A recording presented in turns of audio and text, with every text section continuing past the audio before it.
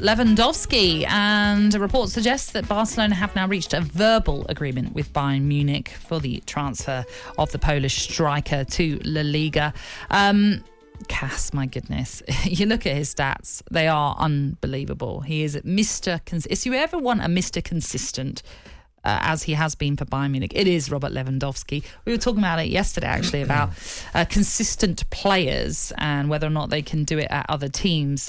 This is a chance then for Robert Lewandowski to leave Bayern Munich, where he has been at since 2014, and see if he can now step it up in another league, which is fascinating. You look at the situation that Barcelona are in, and let's forget the financial mess, because we still are unsure as to how they're able to get some of these transfers done. But this was once a powerhouse of European football and domestic football in Spain, but they haven't really won the big things of late. So is Lewandowski the key to bringing success back to them?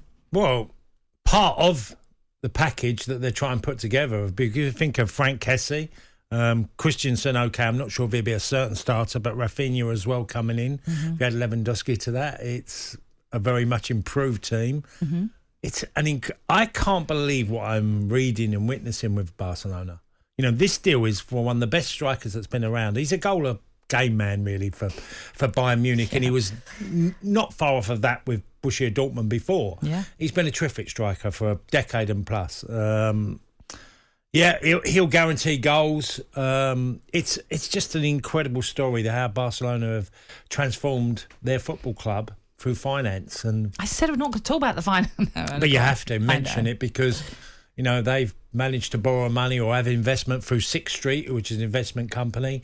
They've put nearly 200 million in, and there's TV deals and payment up front, and also the outgoings of the football club. But Lewandowski will get them goals without a doubt. There is no way he doesn't score. If you look at club, country, everywhere he's been, it's been goals galore. Yeah, I mean, you only look at the last few seasons. What was it? Last season finished with 50 in all comps. Season before, 49. 2019, 2020, 55 in all competitions for Bayern Munich. I mean, he's been absolutely superb for them. There is no question of that.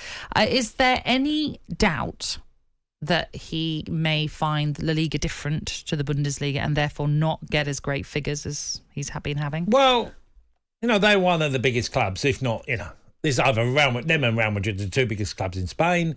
They're expected to play a certain way, which is attack football. You create lots of chances. Now they've got probably one of the greatest finishers as a number 9 in their team. So, no, it's not a club that are going to be a counter-attacking team. Barcelona are going to come after you. And I think in the last couple of years, we've seen sort of Real Madrid do that to some degree. This year's Champions League, Real Madrid countered very, very well and got themselves through to the final of the Champions League and then ended up winning it because they countered brilliantly. I can only see loads of goals for him. I think it'll be interesting who comes out on top, Benzema or him next season. Oh, yeah. Because I think that's a really intriguing battle between them two. Aubameyang being at Barcelona, well, I don't know what's going to happen with him being at the football club because they've got to get a lot of players out as well. So they've moved heaven and earth to get Lewandowski to the football club. You mentioned Karim Benzema and what a season he had last season.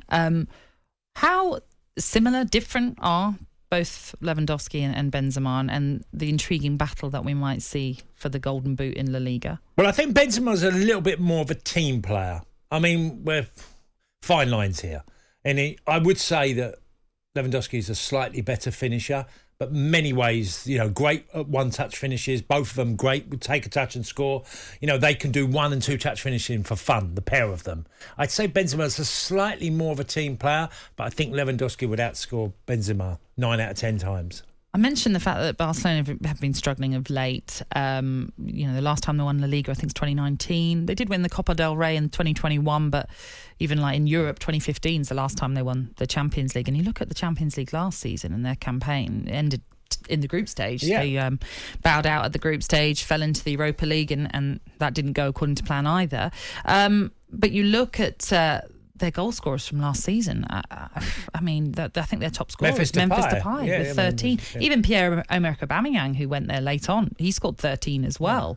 So they've had a real issue with goal scoring. Well, a lot of investment. If you take Ousmane Dembele. Yep. He was a huge investment from the football club, over 100 million euros.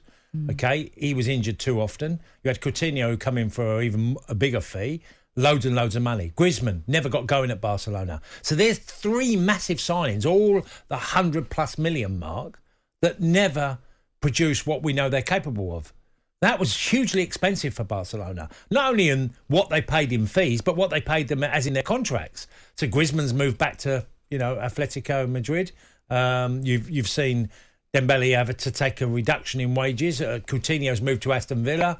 So there's been loads of problems from the, there was a time, Nat, when you looked at Suarez, Lionel Messi. That was an incredible partnership at Barcelona.